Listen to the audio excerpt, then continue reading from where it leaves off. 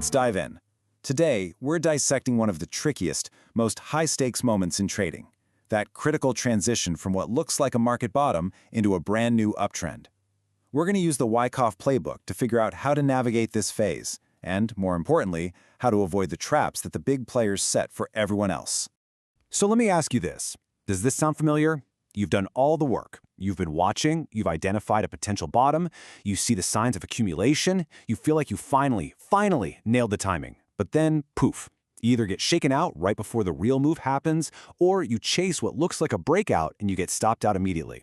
You were totally right about the direction, but you were just a little bit wrong on the timing. And in this game, that's everything. So that's what we're focusing on today. That exact moment, that treacherous bridge between what Wyckoff called Phase C, which is the final test, and Phase D, where the real trend actually begins. This is the spot.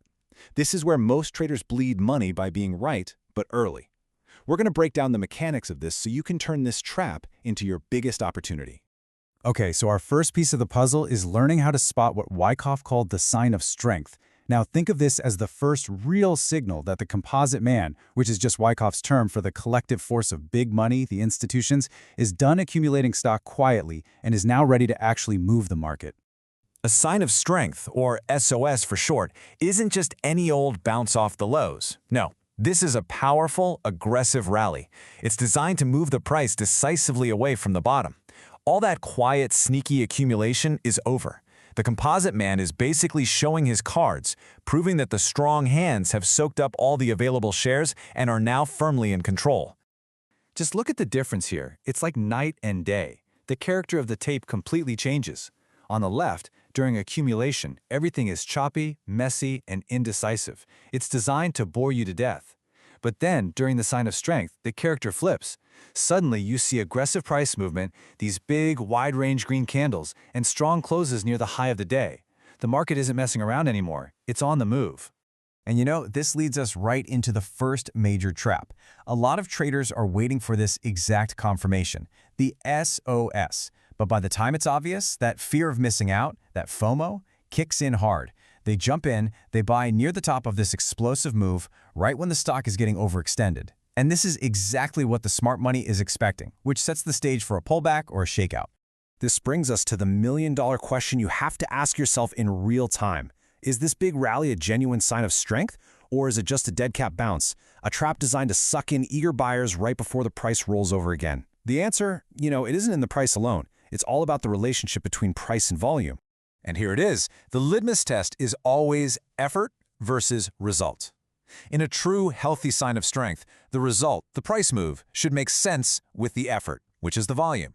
So let's say you get a 5% rally on double the average volume. Okay, great, that's healthy. That's what you want to see. But what if you see massive volume pour in, but the price barely crawls up 1%?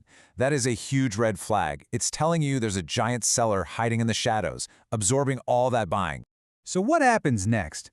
After the composite man flexes his muscles with that sign of strength, he doesn't just keep sprinting higher. He pauses. And that pause creates exactly what we're looking for, the last point of support, or the LPS. Now this isn't a sign of weakness. It's a calculated strategic pullback, and it is our perfect ambush point. I love this quote because it perfectly illustrates the mindset you need. We don't buy the sprint, we buy the breath. That sign of strength, that was the sprint. It was an exhausting burst of energy. The last point of support, that's the breath. It's the pause where the market catches its breath and gathers itself before the next big move. That's the smart entry. So, how do we know it's really an LPS? Well, there are two critical signals you have to look for. First, the price structure. The LPS must form a higher low. It can't go all the way back down and retest the absolute bottom of the range. This is your first clue that the trend is starting to tilt upwards. Second, and this is just as important, look at the volume. The pullback to the LPS has to happen on low, drying up, contracting volume. This tells us that the sellers are just gone. They're exhausted. There's no supply left to push the price any lower. Okay, so supply is exhausted, the strong hands are in full control. The stage is now set for the main event. Wycoff had a great name for this. He called it jumping the creek. It's this perfect metaphor for breaking through that resistance level at the top of the trading range. This is the big, obvious move that kicks off the public markup phase. Now, the breakout isn't just one thing. It's really a three-step sequence. First, you have the jump. where the price smashes through that ceiling of resistance on a big surge of volume. Next, you have the BUEC, which stands for the back up to the edge of the creek. This is where the price pulls back to test that old resistance. And finally, you get the confirmation. The price bounces, proving that the old ceiling is now the new floor. And at BUEC, that backup, that is what so many pro traders consider the golden entry. And why is that? Because it gives you the absolute clearest, most well-defined risk for your trade. Your entry is the bounce, and your stop loss goes just below that old ceiling. You know exactly where you're wrong, which makes it a really high probability setup with perfectly controlled risk. But of course, not every jump across the creek is successful.